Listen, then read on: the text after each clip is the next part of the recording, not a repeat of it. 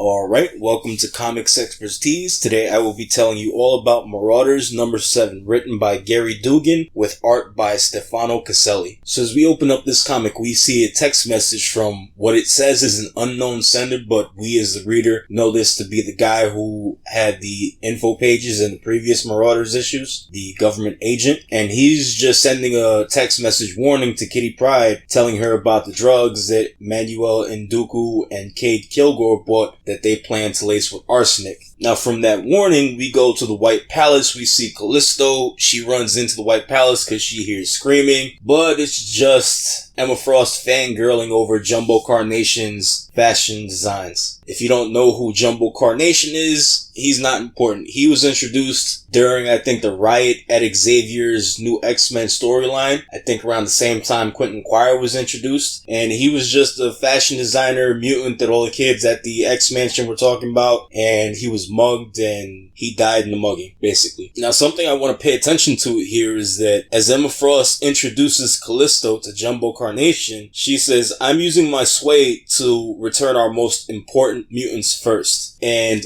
what is alarming about that? I mean, alarming in one sense, and it's going to be fun in another sense. But anyway, what I want to take note of about that is the fact that what sway is she talking about? If she's talking about the fact that she's a council member and she used that sway to get him priority resurrection, then Mystique, by extension, should also have that same sway. So I can't wait, and I really, really hope they don't forget this for Mystique to just be like, yo, what's going on with my wife? She's a mutant. They can tell the future. Where is she at? And as we know, Professor X, Magneto, and Moira McTaggart don't want mutants on Krakoa that can tell the future, so they've been giving Mystique the runaround. And I really need her to mention the fact that Emmafrost got Jumbo Carnation, the fashion designer, resurrected before the mutant that could tell the goddamn future. But I digress. Emmafrost wants Callisto to be her white knight, excuse me.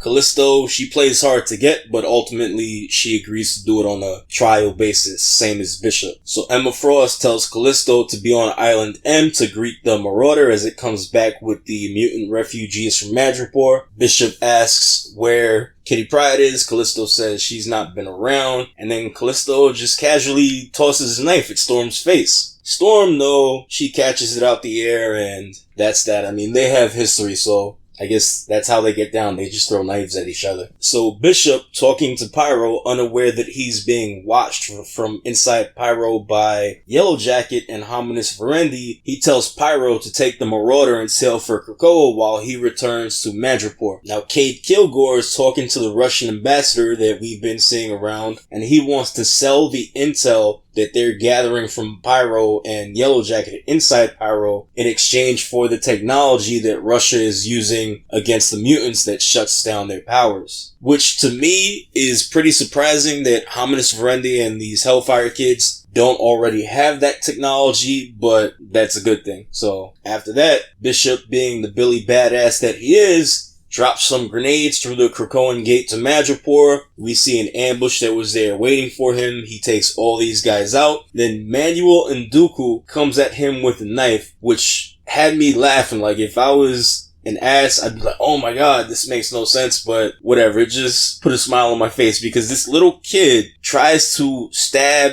Bishop with a knife. Like, come on. Bishop's got muscles on top of muscles on top of muscles, and you're a little kid. Like, stop it. So the kid, Manuel Nduku, he's over Bishop, and he's like, I'm not afraid of you, kill no man, right? So Bishop's like, kill no man? Yeah, there's something I want you to know. Kill no man don't mean fuck no man up. Think he did? Nah, he ain't dead. He's just fucked up. Now, he receives some intelligence from Manuel Nduku when he pulls out a piece of paper from his suit that says the following. Verendi Madripoor LLC engages Gallagher Salvage to recover one of its ships from deep international waters near our home port. Verendi will provide a fixed remuneration irrespective of the recovery. All knowledge of the recovery will be bound by non-disclosure agreement. So there's a salvage ship headed to where Kitty Pryde sunk to recover all those Russian power dampening armors. So previously I had the theory that Kitty was going to be alright because Lockheed would break out of the net that he was restrained in and he would rescue her and they would just be stranded in the ocean awaiting rescue. And like I said, this piece of paper says that there's a salvage ship headed her way to where she sunk. So we're going to circle back to this later. So Bishop, he removes the uniform from some of the Hominis Verendi soldiers that he dropped, and he goes to their ship, and the guard there says, "Hail Verendi." Bishop responds, and he's like, "The captain wants to see you." So Bishop actually infiltrates Hominis Verendi ship. From there, we see the Morlocks aren't actually living on Krakoa, and this kind of sucks because they got a major downgrade from living in the sewers in New York, and now they live in Rio Verde, Arizona. Like, damn, I'd rather go back to the sewers in New York. What's in Rio Verde, Arizona? My shade throwing at anywhere that's not New York aside, Callisto actually comes upon Mask, and Mask is actually playing golf like he's a retiree, which is kind of funny. And we actually finally get how the Morlocks feel about Kitty Pryde naming her team the Marauders, because Mask asks, "You don't take offense to Kitty calling herself a Marauder?"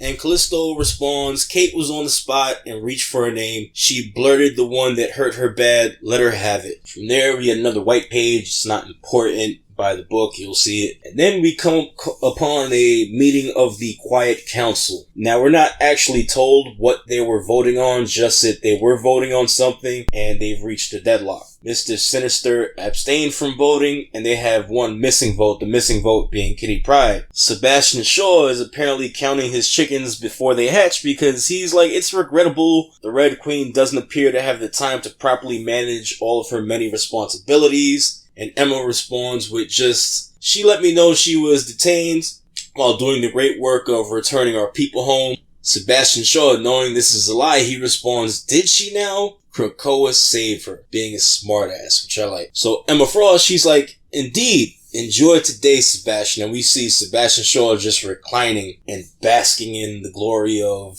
having killed Kitty Pryde, apparently. Now, to me, it looks here like Emma Frost knows something is up, and she kind of alluded to the fact that she would need Callisto to stab somebody. So I'm betting that she already knows what Sebastian Shaw did, not to mention the fact that she's a telepath. So yeah, I guarantee she knows. So the last page, we see these two fishermen in Madripoor Bay, and they catch something in the net, and they think it's wreckage from the ship that sunk. But no, it's Lockheed, and they're like, "I don't think it's alive. I think he's dead." So Lockheed, rest his soul, he's seemingly dead. Oh my god! Seemingly, and I don't want him to die. I freaking like Lockheed, he's cool. Yeah, so my theory of Lockheed getting free of the net and saving Kitty Pryde was wrong. I'm guessing the salvage ship that's supposed to salvage that sunken power dampening armors is gonna come upon Kitty somehow. I mean, she must be alive, and I think X-Men and Fantastic Four obviously takes place right after this issue, because not only do we see Kitty Pryde alive in X-Men and Fantastic Four,